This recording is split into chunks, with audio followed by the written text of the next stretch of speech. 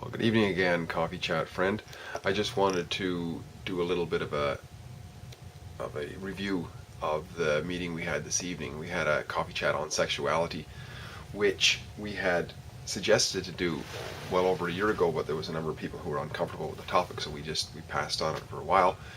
We went forward with it anyways, and there were, I think, 16 of us there. It was a great chat. It was a good mix of men and women. Nobody seemed to be that uncomfortable. We had a great discussion about it. In fact, that restaurant usually kicks us out about 9 o'clock. We were there full on until 9, and even after 9. And afterwards, I went out. I was there till well past 9:30, standing out in the patio out front. There were a few of us still talking there. So it seemed like it was well received. And like I said, there was most people joined the conversation in some way. So 16 of us, you can see there was a lot of ideas shared. We went around the room. First of all, I'll just recount some of the stuff that I picked up on and a few words that I said, basically, and see what you think. Somebody talked about how growing up in a small rural area, it was hard to be honest about sexuality, and I certainly have noticed that as well, having grown up in a similar situation. Somebody mentioned that it's important to talk to the kids about it in some way, to be honest about it, and this particular individual had kids in early teens, so thought it was very important to talk about that.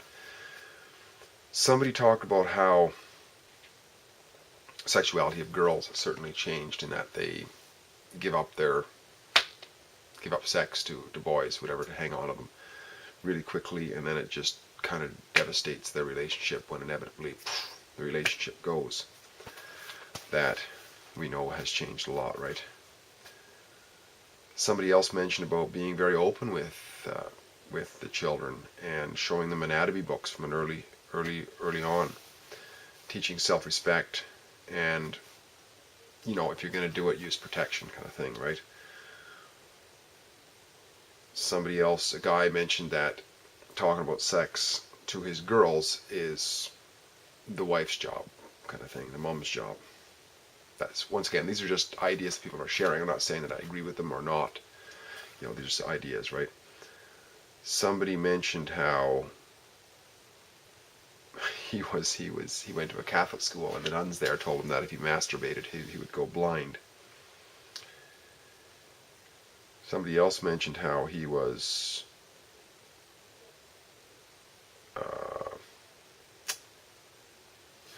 the same guy mentioned that he was raised to think that sex is dirty, and that he was married a long time and his wife never talked about sex. He and his wife couldn't talk about it. And something to do with religion, about sex being only for procreation. So a couple people mentioned Tinder. I never heard of Tinder before. Apparently it's a hookup website, and that it's extremely easy for women to get hookups on there, which is understandable, right? I mean, guys are looking for hookups. If there's women on there, they're going to find them. If they can, they're going to find them. However, this lady said with having young children and so on that she has to be very cautious of that, of course. Somebody else mentioned that Tinder can be very dangerous because you can run into some real freaks or something like that on there. The consequences of sexuality or sex was talked about in terms of unwanted pregnancies and STDs. And the quote was made that some reference was made that 1/3 of Americans have had an STD at some point. And somebody else mentioned being married for a very long time, and that being with the right person is very important. Somebody mentioned about the taboos from old times that were usually related to messages about God, and therefore people became awkward to talk about sex, and how cultures would see somebody who wasn't a virgin unless they're married as basically a garbage. Homosexuality was less accepted, more accepted now, or at the times in the past it probably was as well. So the idea was that we are improving in some ways. Somebody mentioned that there's a double standard for men and women, where men are considered to be studs and women are considered to be whores if they are sexually promiscuous. Now, that was our general opening comments. We went around the room too, and we talked about various different things, social dysfunction. There was a quote put forward that sex is a big person's game because it makes real people, and I think that was Stefan Molyneux quote. There was another one that sex is like sugar. It's there for, it's very tasty, very pleasurable, but if we have too much, we can get ourselves in trouble, right? Some people talked about, there was a talk about addiction, and sex can be an addiction. There was talk about how sex releases, or there's the resulting hormones and endorphins that come out because of sex. There was sex frustration was talked about, and feeling of connection, and so on. I also shared a few ideas. Some of it came from Richard Dawkins' ebook that I was going through. I forget. It's about evolution anyway. It's very interesting in terms of how, from his studies and the studies of others, the sort of ultimate priority of all forms of life is to reproduce itself, right from the bacteria all the way up to more advanced creatures such as humans, elephants, and so on. And they have different strategies and so on, but if we don't reproduce, we die out, right? So the evolutionary development of that creature has developed in such a way that right from the individual right down to the very cellular level, the energy is directed towards reproduction, and therefore it's a very strong urge, right? There was also a video that I watched, which I'd recommend, because I think this guy does a really good job of clearly identifying the differences between men and women, which is an important discussion to have in the discussion about sexuality. Stefan Molyneux is the guy's name. I really admire a lot of his work. Stefan is Stefan, and Molyneux is Molyneux. And the video is called Men, Women, and Casual Sex. Now, he talks about how men and women have traditionally had basically a different reproductive strategy, where men would have this, what he called spray and pray. In other words, man could, a man has like 250 million sperm cells per ejaculation, going up against, if a woman is in heat or in season or in ovulating, perhaps just one egg, right? So the difference is huge. And also the ramifications of, so for the woman anyways, he talks about how the eggs are in short supply versus sperm, right? The window is short, reproductive window of a woman is shorter than a man's. Man's is basically from adolescence through to at least 90 or something. He can be a progenitor of life. But the woman might only be from, say, mid-teens or early teens to late 30s or something. It's a lot shorter. Childbearing is dangerous. Traditionally it had been. Women actually died because of childbirth. Not very many men die because of ejaculating, right? They have to breastfeed, which is hugely resource requiring in terms of basic nutrition, for lean times, and also for somebody to help the woman take care of it, because she's breastfeeding, she can't go and work. And child rearing can take 20 years. So for a woman, it's much more. It's very significant for a woman. The woman is on the receiving end of the reproductive partnership, so that's biologically the difference. And socially, for a woman, it is women would demand commitment for sexual access, and that's how society kind of put forward. And a lot has changed. You see, anytime there's a welfare state, whether it's the communist version or the socialist version that comes in, there is the free sex is sold as a liberating gesture. And yet, sex, as Stefan talks about, is like sugar, right? We've developed a taste for sugar for reasons being that we need carbohydrate, sugar-based carbohydrate, to survive. That's what we live on. That's what our glycogen is based on, our body's fuel. So we naturally have a desire for that. And the same for sex. I mean, the reason that sex is pleasurable is because it's for reproducing. It has a purpose behind it. The reason that sugar is delicious is because it's for nutrition. But it doesn't mean that's the only thing we use it for, right? We don't just use sugar for nutrition. We also use it for enjoyment and social activities, having a dessert with somebody and so on. And the same goes for sex. It can be recreational. It can be pair bonding.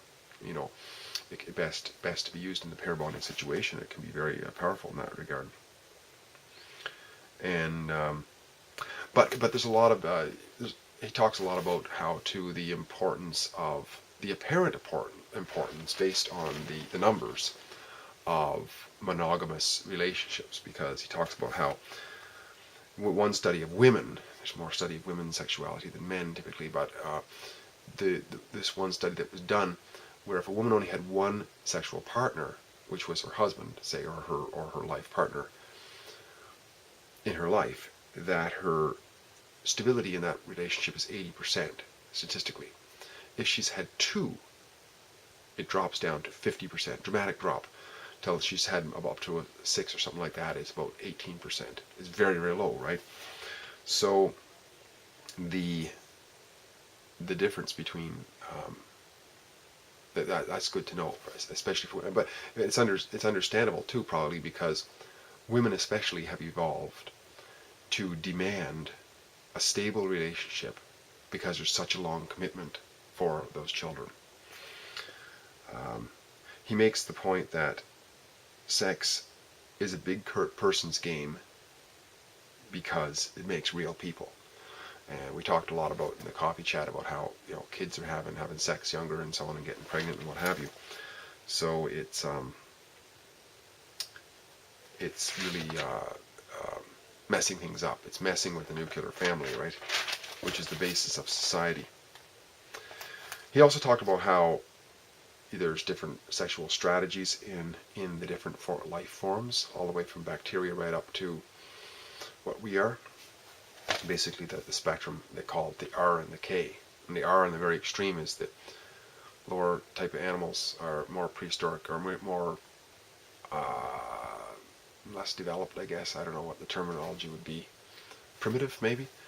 Animals such as fish and so on, that will just dump a whole bunch of eggs somewhere, and they don't look after them. They just dump so many of them that some of them are going to survive. And the other extreme is, us, elephants, apes, and what have you, who carry, the female will carry the baby in them.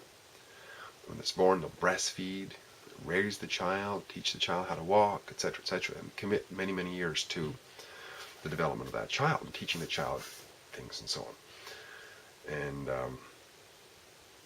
so we can see why that deep down inside of us there is this great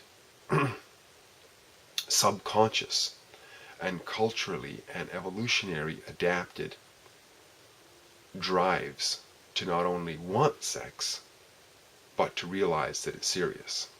And especially for women, especially that is developed in women, because women have traditionally have had so much more of the front line effects of sex. And I would say that, that there is this nature within the spectrum of animals in life, of all the way from animals that don't care for their babies at all. They just throw the eggs over there somewhere under a rock, and they go away, and the eggs, and most of them get eaten and die and so on, but some survive because there's so many. And the other extreme of being like us, where there's just maybe one baby that takes many, many months to grow, to gestate, and then breastfeeds for 2 years or whatever, and then is reared for many years. So it's intense, right? Versus no intensity and just spray and pray, versus intense care. Well, in a way, men versus women are somewhat like that in our reproductive strategies, because men have 200 million sperm in one ejaculation, so that's kind of like phew, spray, and most of them are just gone to the breeze. But one is going to find its home, or if there's 2 eggs in the case of fraternal twins, there's going to be two sperm, going to find something, right? Find the egg. And so, in a way, men were like that. And I would say that probably going back into, previous species that we maybe developed from, men perhaps behaved that way. And some men certainly do today, going around screwing whatever they can. So it cross-pollinate the genes outside of the tribes and so on. But the women, on the other hand, were left with that result.